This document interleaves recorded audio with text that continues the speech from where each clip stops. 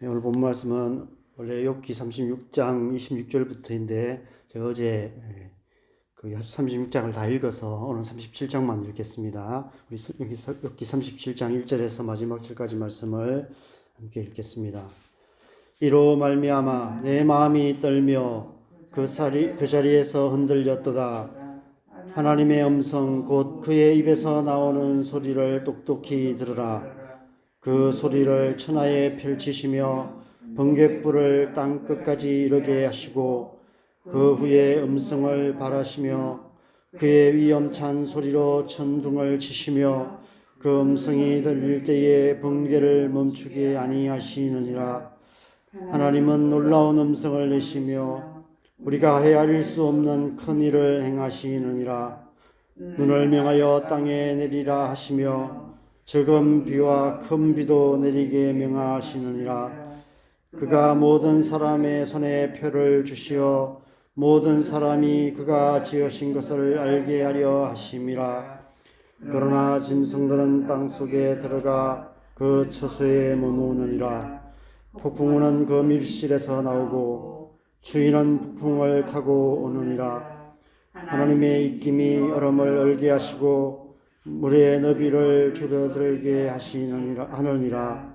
또한 그는 구름에 습기를 실으시고 그의 번개로 구름을 흩어지게 하시느니라. 그는 감싸고 도시며 그들의 할 일을 조종하시느니라. 그는 땅과 육지 표면에 있는 모든 자들에게 명령하시느니라. 혹은 징계를 위하여 혹은 땅을 위하여 혹은 긍휼을 위하여 그가 이런 일을 생기게 하시느니라. 욥이여 이것을 듣고 가만히 있어서 하나님의 오묘한 일을 깨달으라. 하나님이 이런 것들에게 명령하셔서 그 구름의 번개로 번쩍거리게 하시는 것을 그대가 아느냐. 그대는 겹겹이 쌓인 구름과 완전한 지식의 경이로움을 아느냐. 땅이 고요할 때에 남풍으로 말미암아 그대의 의복이 따뜻한 까닭을 그대가 아느냐. 그대는 그를 도와 구름장들을 두들겨 넓게 만들어 녹여 부어 만든 거울같이 단단하게 할 수 있느냐. 우리가 그에게 할 말을 그대는 우리에게 가르치라. 우리는 아둔하여 아뢰지 못하겠노라. 내가 말하고 싶은 것을 어찌 그에게 구할 수 있으랴. 삼켜지기를 바랄 자가 어디 있으랴. 그런즉 바람이 불어 하늘이 말끔하게 되었을 때 그 밝은 빛을 아무도 볼 수 없느니라. 북쪽에서는 황금 같은 빛이 나오고 하나님께는 두려운 위엄이 있느니라. 전능자를 우리가 찾을 수 없나니 그는 권능이 지극히 크사 정의나 무한한 공의를 굽히지 아니하심이니라. 그러므로 사람들은 그를 경외하고 그는 스스로 지혜롭다 하는 모든 자를 무시하시느니라. 아멘. 32장부터 오늘 본문까지 6장에 걸친 엘리후의 길고 모호했던 설교가 마침내 끝을 맺고 있습니다. 스스로 말을 끝맺은 것인지 아니면 하나님께서 중간에 끊으신 것인지는 알 수 없지만 설교는 짧을수록 좋다라는 생각이 들었습니다. 매일 성경 교재는 엘리후를 앞에 세 친구들과 똑같은 부류로 평가하고 있습니다. 극한 고난 가운데 있는 욥과 그 욥의 그 모든 상황을 인과응보 교리로 정죄하면서 더욱더 고통스럽게 만드는 사람이라고 비판적인 관점에서 해석하고 있는데 저는 조금 다른 관점에서 묵상해 왔습니다. 오늘 본문에서 엘리후는 천지를 창조하시고 통치하시는 창조주 하나님의 권능에 대해 말하며 욥에게 이렇게 묻고 있습니다. 14절에서 17절 말씀까지를 보면 욥이여 이것을 듣고 가만히 있어서 하나님의 오묘한 일을 깨달으라. 하나님이 이런 것들에게 명령하셔서 그 구름의 번개로 번쩍거리게 하신 것을 그대가 아느냐. 그대는 겹겹이 쌓인 구름과 완전한 지식의 경이로움을 아느냐. 땅이 고요할 때에 남풍으로 말미암아 그대의 의복이 따뜻한 까닭을 그대가 아느냐? 전능하신 하나님께서 행하시는 오묘한 일을 그대가 아느냐? 그대가 아느냐? 그대가 아느냐라고 거듭거듭 묻고 있습니다. 그런데 내일 본문을 보면 하나님께서도 욥을 향해서 비슷한 질문을 하고 계십니다. 내가 땅에 기초를 놓을 때에 내가 어디 있었느냐? 내가 깨달아 알았거든 말할지니라. 누가 그것의 도량법을 정하였는지, 누가 그 줄을 그것의 위에 띄웠는지 네가 아느냐? 이후의 말씀들은 대부분 만물을 창조하신 하나님의 권능에 대해서 네가 아느냐라는 질문을 계속해서 하나님께서 하고 계십니다. 이 하나님의 질문이 오늘 본문의 엘리후의 질문의 연장선에 있는 것으로 본다면 엘리후의 역할은 앞에 세 친구들과 분명 다른 역할인 것 같습니다. 그럼에도 불구하고 엘리후의 말은 사람의 말일 뿐 하나님의 말씀은 아닙니다. 그래서 모호할 수밖에 없습니다. 그는 자신이 알고 있는 하나님은 이런 분이다라고 나름 최선의 진리를 말하고 있습니다. 그러나 우리의 최선이 하나님의 최선이 될 수는 없습니다. 우리의 최선의 말이 하나님의 말씀이 되고 진리인 것은 아닙니다. 사람의 모호한 말들은 결코 하나님의 무오한 진리의 말씀을 대체할 수 없습니다. 엘리후가 하나님의 전능하심에 대해서 말하며 그 하나님을 경외할 것을 말하고 있다는 점에서는 엘리후의 말은 다음에 이어질 하나님의 말씀에 디딤돌일 수 있습니다. 그러나 엘리후의 말 속에서 저는 그가 하나님과의 인격적인 관계를 통해서 하나님을 아는 것은 아니지 않는가 이런 생각이 들었습니다. 그는 하나님의 전능하신 능력은 알았지만 하나님의 친밀하심은 알지를 못한 것 같습니다. 그는 지금 하나님을 두려워하고 있습니다.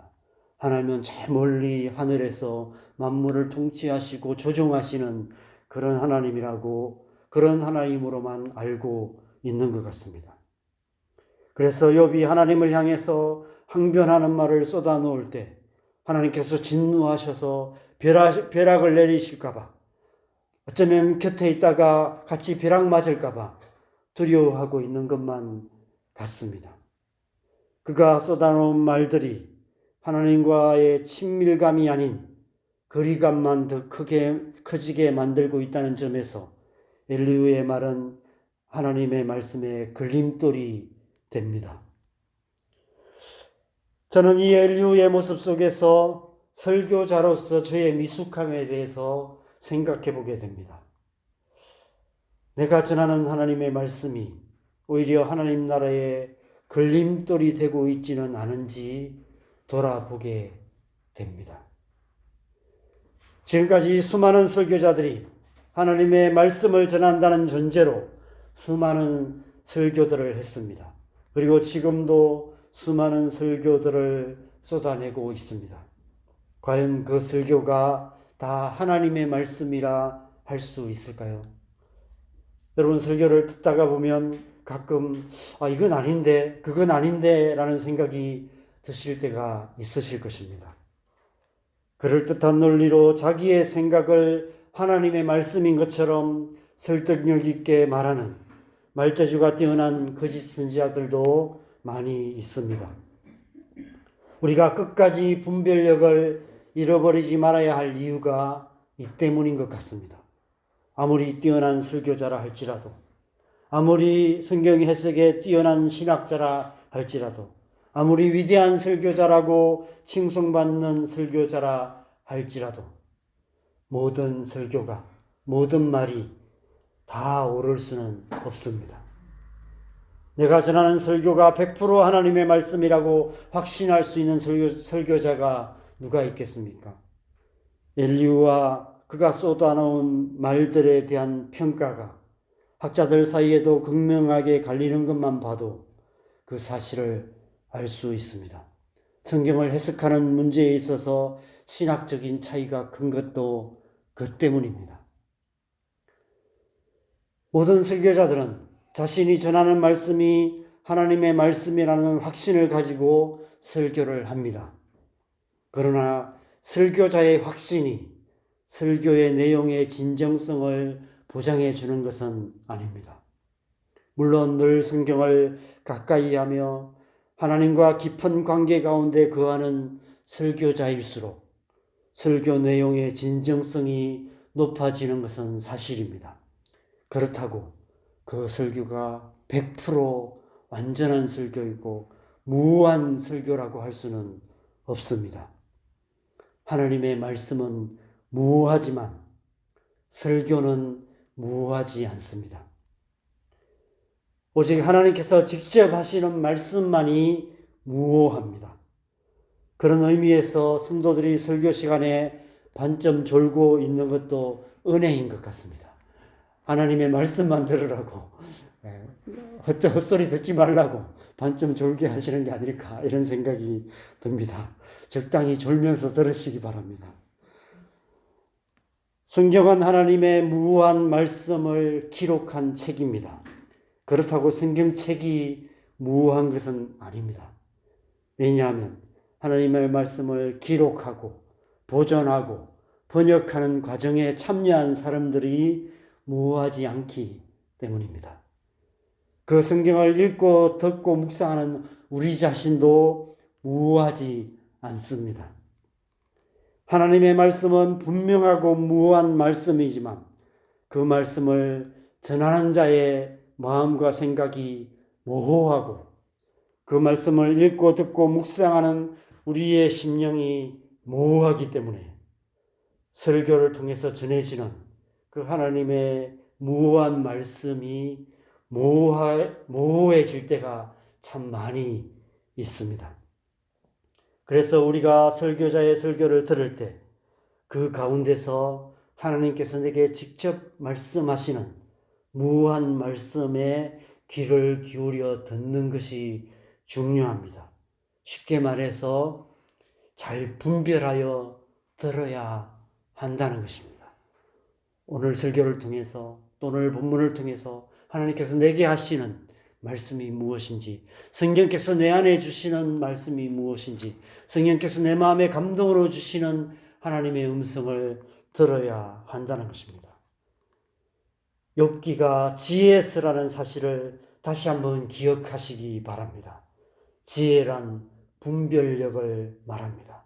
수많은 모호한 말들, 수많은 모호한 이야기들, 사람의 말들 속에서 하나님의 진리가 무엇인지를 잘 분별하는 것이 지혜입니다.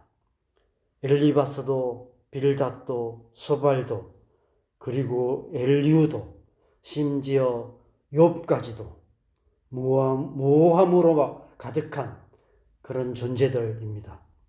우리가 지금까지 묵상한 그들이 쏟아놓은 모든 말들은 다 모호한 말들입니다. 감사하게도 오늘 본문으로 그 모든 모호한 말들이 끝이 납니다. 그리고 나서 태초에 혼돈과 공허와 기품과 흑암에 빛이 있으라는 말씀이 임하셨듯이 내일 본문에서부터는 하나님의 무호한 말씀이 선포되기 시작합니다. 하나님의 무호한 말씀이 선포될 때 사람들의 모호한 말들은 설 자리를 잃게 됩니다. 모호했던 모든 것들이 분명해집니다. 어둠에 빛이 비치고 혼돈 가운데 하나님의 형상이 나타나게 되는 것입니다. 하나님의 무호한 말씀이 우리를 새롭게 창조하시는 것입니다. 우리 안에 새 일을 행하시는 것입니다. 하나님의 말씀을 밝히 깨닫고 하나님의 뜻을 깨닫고 하나님의 뜻 가운데 서게 하시는 것입니다. 이전 것은 지나갔으니 보라 새 것이 되었도다. 사랑하는 여러분, 우리 모두는 이 세상 사는 동안 모호함 속에서 살아갈 수밖에 없습니다. 우리의 생각들이 모호하고 우리가 듣는 많은 말들이 모호하고 우리가 나름대로 진리라고 말하면서 다른 사람들에게 뭔가를 이야기하지만 그 또한 모호할 때가 참 많이 있습니다. 우리가 처한 상황과 환경들이 모호합니다. 수많은 사람들이 쏟아놓는 모호한 말들 속에 살아가다 보면 우리의 영혼이 모호해지고 우리의 마음과 생각이 모호해집니다. 우리의 삶이 모호한 삶이 될 수밖에 없습니다. 그러나 그 속에서 우리가 끊임없이 우리에게 말씀하시는 하나님의 무한 말씀에 귀 기울이기 시작할 때 하나님의 말씀이 우리를 붙드시고 하나님의 말씀이 날마다 우리를 새롭게 하실 것입니다. 우리가 더 이상 진흙같이 모호한 존재가 아니라 하나님의 형상을 닮은 하나님의 자녀라는 분명한 정체성을 갖게 될 것입니다. 당연히 우리의 삶은 이 세상 사람들과 확연히 구별된 하나님의 백성다운 삶이 될 것입니다. 그래서 우리에겐 지혜가 필요합니다. 이 세상 가득한 모호한 말들 속에서 우리 각자에게 말씀하시는 하나님의 무한 말씀을 잘 듣는, 잘 분별하는 지혜가 필요합니다. 욥기를 통해서 하나님께서 우리에게 말씀하시는 지혜가 바로 그것이 아닐까 생각합니다. 욥기를 묵상하는 동안 그 하나님의 지혜를 얻는 그런 복된 시간 되시기를 바랍니다.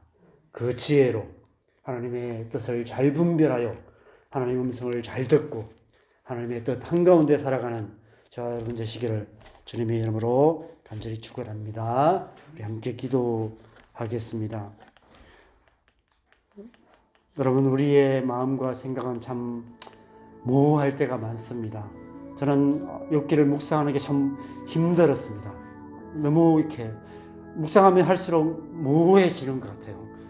이게 하나님의 진리인가 아닌가 더 모호해져만 가는 것 같습니다. 참 하나님 말씀을 묵상하면 할수록 정말 나라는 존재가 얼마나 진흙덩어리 같은 혼돈스러운 존재인가를 참 더 많이 알게 절실하게 깨닫게 되는 것 같습니다. 그렇게 하나님 말씀과 씨름하다 보면 그 모호했던 말씀 속에 하나님의 빛이 비치는 같은 그런 은혜가 있습니다. 그래서 그 하나님의 말씀을 이렇게 묵상하는 거하고 또 이렇게 전하는 게 참 이렇게 기쁨이 될 때가 많습니다. 어제도 이 말씀이 너무 어려워서 이 말씀 가지고 하루 종일 씨름을 했습니다. 똑같은 말이 계속 반복되고 있는데 도대체 무슨 말씀을 전해야 되는가 막 씨름하다가 하나님이 주시는 그런 은혜가 참 많이 있었습니다. 우리가 말씀 앞에 나갈 때 그 은혜가 있고 하나님께서 우리에게 말씀으로 우리를 붙들어 주시는 은혜를 경험하게 됩니다. 그것이 지혜입니다. 하나님의 말씀을 잘 듣는 것, 우리에게 말씀하시는 하나님의 음성을 잘 듣는 것, 거기에 지혜가 있는 것 같습니다. 하나님이 그 지혜를 저와 여러분에게 주시기를 원하시는 것 같습니다. 하나님, 제가 하나님의 말씀 속에서 그 지혜를 깨닫고 그 하나님의 지혜로운 말씀 속에서 하나님의 뜻을 이루가는 하나님의 자녀다운 그런 삶을 살아가게 하여 주시옵소서. 그 은혜를 구하면서 우리 함께 기도하겠습니다. 기도하십시다.